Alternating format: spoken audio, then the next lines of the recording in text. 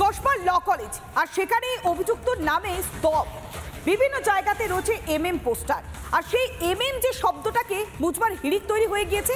আর যেখানে এই সাফাই অভিযানকে কেন্দ্র করে চাঞ্চল্য সৃষ্টি হচ্ছে, দেখুন। একদিকে ল কলেজের বাইরে দেওয়ালে বড় বড় অক্ষরে লেখা মনোজিৎ দাদা আমাদের হৃদয়। অন্যদিকে দেখা গেল দেওয়ালে নামের আদ্যক্ষর এমএম শব্দটি ঢাকতে নীল রঙের পোজ। তৃণমূল ছাত্র পরিষদের এক নেতা, যার বিরুদ্ধে উঠেছে ধর্ষণের অভিযোগ, সেই মনোজিতের নামেই দেওয়ালে লেখা স্তবস্তুতি। কিন্তু সেই নামটাই বোধহয় কারোর কাছে এখন বিস্ফোরা। তাই কি রাতারাতি নামের আদ্যক্ষর মোছার চেষ্টা? সাউথ কলকাতা ল কলেজের যে বিল্ডিং, সেই বিল্ডিং এর গায়ে একাধিক জায়গায় দেখা যাচ্ছে রং করে বেশ কিছু স্লোগান মুছে দেওয়া হয়েছে। বেশ যতটুকু পড়া সম্ভব তাতে এটা স্পষ্ট বোঝা যাচ্ছে এমএম অর্থাৎ মনোজিৎ মিশ্রর যে ইনিশিয়ালস, সেই ইনিশিয়ালস লেখা ছিল এবং একই সঙ্গে লেখা রয়েছে আমরা সবাই সার্থক। এই সার্থক কি সাফল্যের কথা বলা হচ্ছে, নাকি সার্থক নামক কারুর জয়গান করা হচ্ছে? কার ইশারায় চলছে দেওয়াল মোছার তৎপরতা?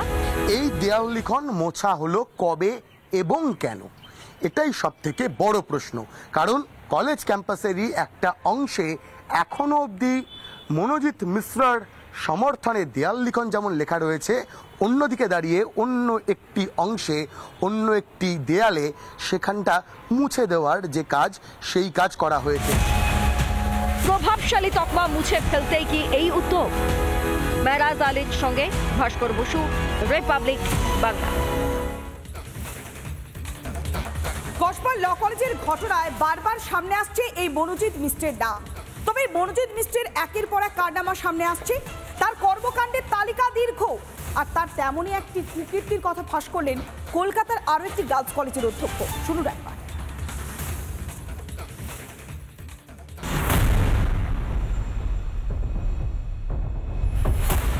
কলেজের ভিতর গুন্ডামি, গার্ড রুমে বেলাল্লাপনা, বেপরোয়া দাদাগিরি। মনোজিৎ ওরফে ম্যাঙ্গোর বিরুদ্ধে নানান অভিযোগ। কিন্তু শুধু কসবা ল কলেজ নয়, অন্য কলেজও ছড়িয়ে পড়েছিল মনোজিৎ মিশ্রের দৌরাত্ম্য। বিস্ফোরক অভিযোগ তৃণমূল ছাত্র পরিষদের এক নেতার বিরুদ্ধে।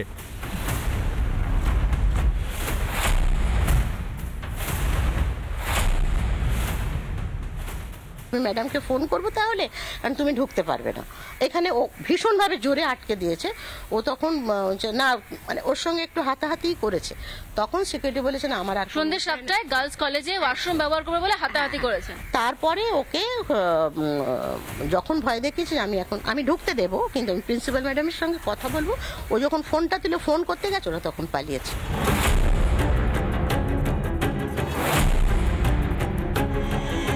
আমার সিকিউরিটি যদি অত টাইট না হতো এবং সিকিউরিটি যদি ওই সাহসিকতার পরিচয় না দিত, তাহলে কিন্তু ও আরেকটা ঘটনা হয়তো বা ঘটাতে পারতো। ঘটায়নি, আরেকটা ঘটনা হয়তো ঘটাতে পারতো।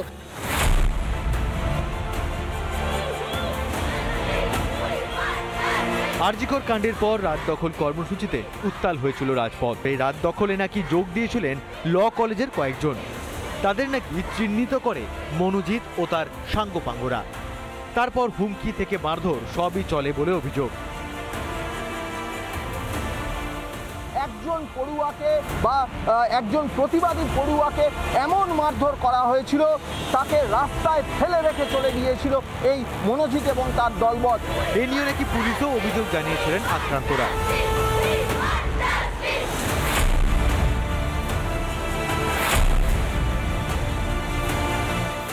এখানেই শেষ নয়, আরো ভয়ঙ্কর অভিযোগ উঠে আসছে মনোজিতের বিরুদ্ধে।